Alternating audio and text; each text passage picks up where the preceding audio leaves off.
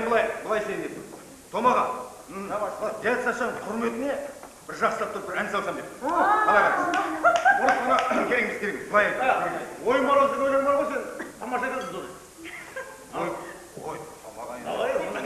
Әкем құрметті. Жарайды. Қосқанды қайда. Бәрі тұра тұр қолан. Ой, мороз. Мен сөйлеймін. Менен соң әндет. Söyle Jakan. Jakan söyle.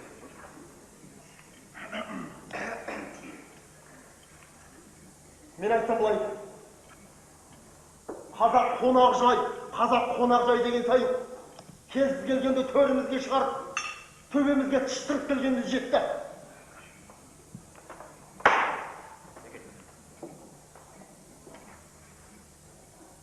Осы біз қайдан шықтық?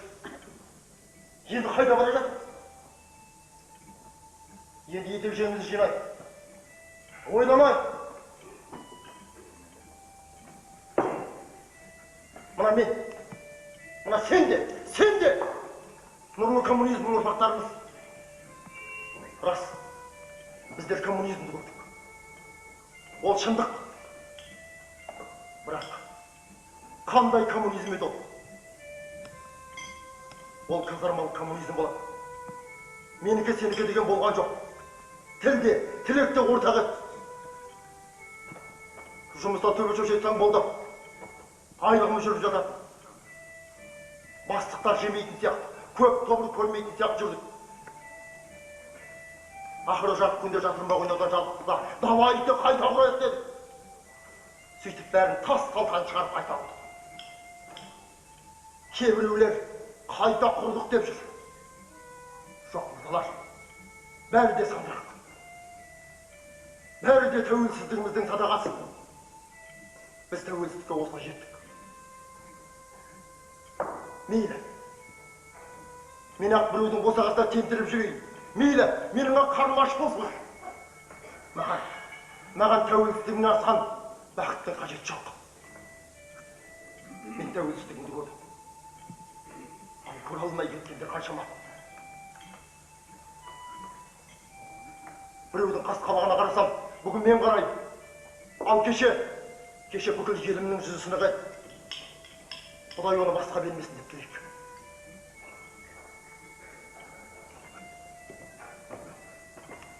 Мен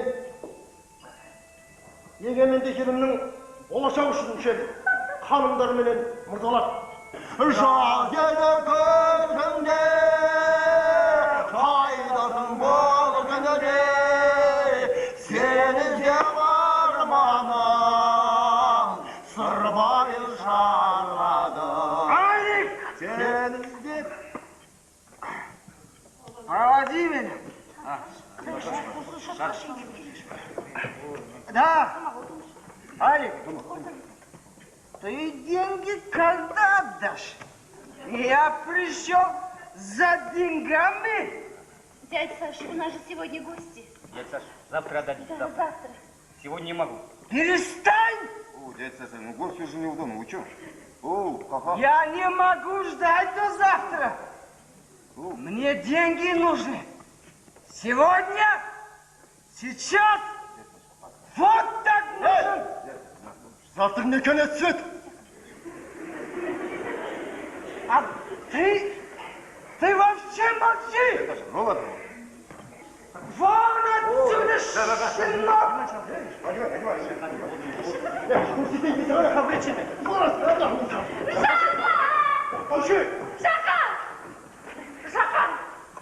Жақан жеткенді концертіне рахмет. Вон.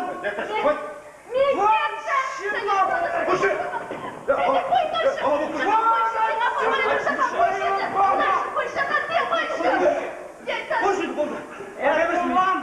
Это вам не банкетный зал! Пожалуйста, Это мой дом! Дядя Саша! Мой! Моя земля! Дядя Саша! Моя собственность! Дядя, ну пожалуйста, Дядя Саша! Я их приватизировал! Вон отсюда! Президенттің қаратоғай көріп тұрғанын қаршылар жалпы. Ата-бабамызда қалған кең байтақтар қандаламыздың ұлтырақтай жеріне қолыны жеттің. Не деген қасірет? Сонда біз не? Біз не? Қара торғай болғанымыз ба сонда? Қара торғай болғанымыз ба? Қара торғай.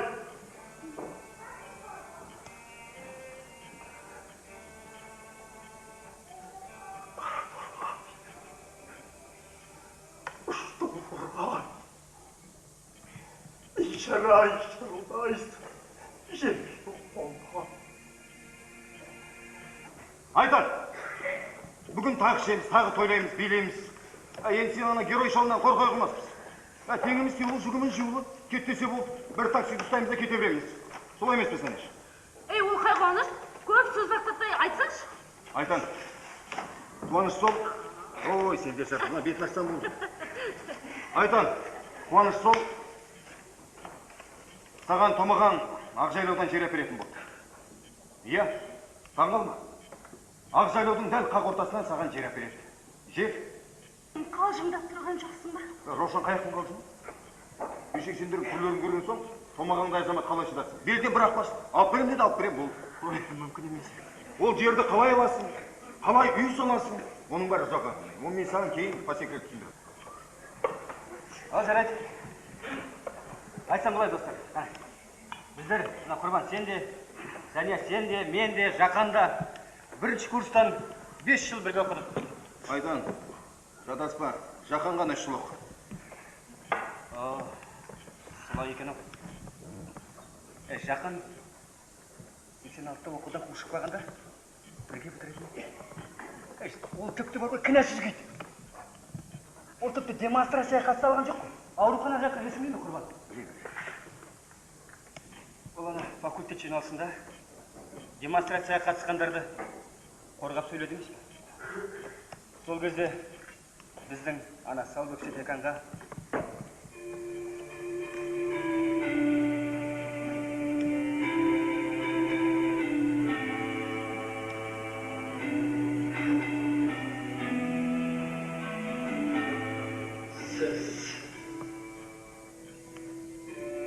кімнің шашбауын көтеріп тұрсыз? Тіліңізден, дініңізден безгендердің бе?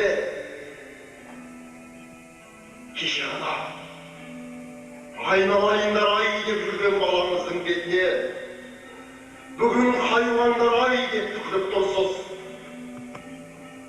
Халқым, елім деп еміреніп өлең жазсам да етем сізге жас толғандай. Қазақтың болашағы сендерсіңдер деп бізге ақыл айтқанда сізден қамқор жан жоқтай. Бақса, бәрі де күлкісіген қызық сөз. Жалған екен, жалған. Сізде ұлтта, ұятта, болашақта жоқ. Siz için en büyük mertebe Kristomuz. Ya, solay.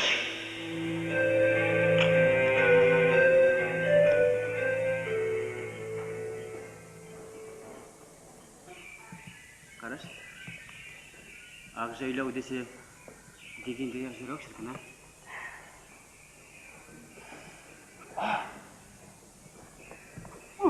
Ауасы қандай керемет, Иә. Аты қандай керемет? Ақжайлау! Ақжайлау! Әндетіп тұр емес пе? Иә. Қатыгез қалада қаңғи қажыған қазаққа Ақжайлаудай құтты қоныс болсын деген тілеуден шыққан ау бұл атауға. Қане? Бір. Шашан. Жаным, қараш, біздің екеуміздің үйіміз тап осы жерде тұрады. Тап осы жерге салам. Мына көрші үйдің көлеңкесінен кішкене былай алшақта орналасқан жөн. Одан кейін монша, жоқ, одан кейін сарай, мына жерге монша, мына жерге гараж тұрады. Томаға.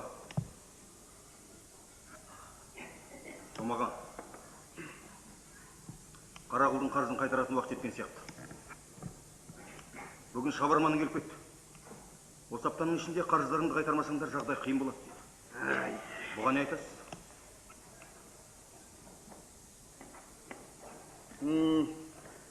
Айтпақшы, Ақжайлаудағы жерді Айтанға көрсетіп қойып берейін.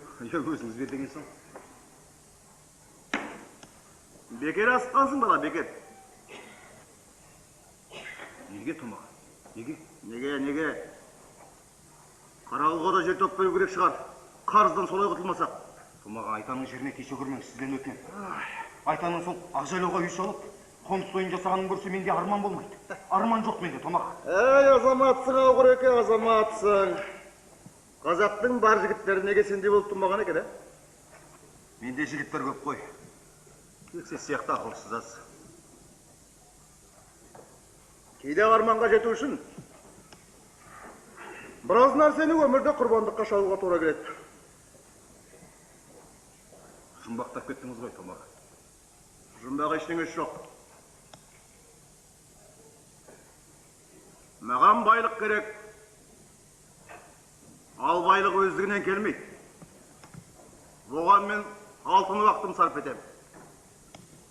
Ал алтын уақыт менің ғұмырым. Маған байлық дүние рақатын көру үшін емес. Түкірдім менің дүниенің рақатына. Жалпы мен рақат дегенің не екенін ұмытқалы заман. Маған байлық боқ жиып жүрмін деп шанталасқаным үшін қызық. Осы менің өмірімнің тірегі, тірлігімнің мазмұны. Айтанды аяп жібергенім рас. Аузының салымы жоқ жігіт екен, өзінен көрсін. Береген қолым алаған. Есіңде болсын бала. Маған сенің ана айтарыңнан көрі сылқым сұлуың жақында. Босағаның төрағасына звонда. Звондаған барғаның жөн. Айтаннан жерді тартып алатын болсын. Амалын өзі тапсын. Томаға.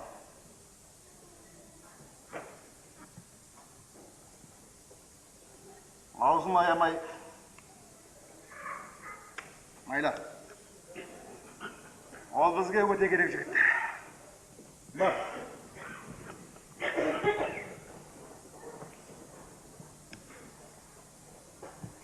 Кешіріңіз, дегенмен де ашшы да болсақ, ашығын айтқанын ұнатам. Мына жерге заңсыз басып келгенсіздер. Қалайша заңсыз, қолыңызда құжатында тұрған жоқ аға. Бостауды қойыңыз. Сізге айттық қой. Еш тізімде жоқсыз. Мына участке басқа адамдікі. Ол кісіге сізбен соттаспай тұрғаныңызда. Сотпен қорқытпаңыз аға мені. Бауырларым, абыларым не? Біз ешқайда да кете алмаймыз. Жаз бойы жалаңаш саз ешіріп бірге үйдің іргесінде көтеріп қойдық. Құдайым мына мен жағдайымды көріп тұрсыздар ғой енді. Оған біздің ешқандай қатысымыз жоқ. Күйеуіңізден көріңіз. Екі балам болса тезірек ауылда жүр. Біздің пәтерден пәтерге көшіп жүргеніміз мынау неге ғана сонсын дейсіздер. Біз бәрін де түсінеміз. Прекрасно түсінеміз. Что поделаешь? Алтайбеков мырза, мына комиссия шешімімен танысыңыз, қол қойыңыз. Мен ешнәрсемен таныспаймын. Осы жерде жүріп тастасаңыз ешқайда кетпеймін. Айтқан деген осы. Кет дегенде итті кетеді ғой. Ертеңнен бастап табандарыңызды жалтыратыңыздар. Бауырларым, бұларың не? Бұларың не енді бауырларым?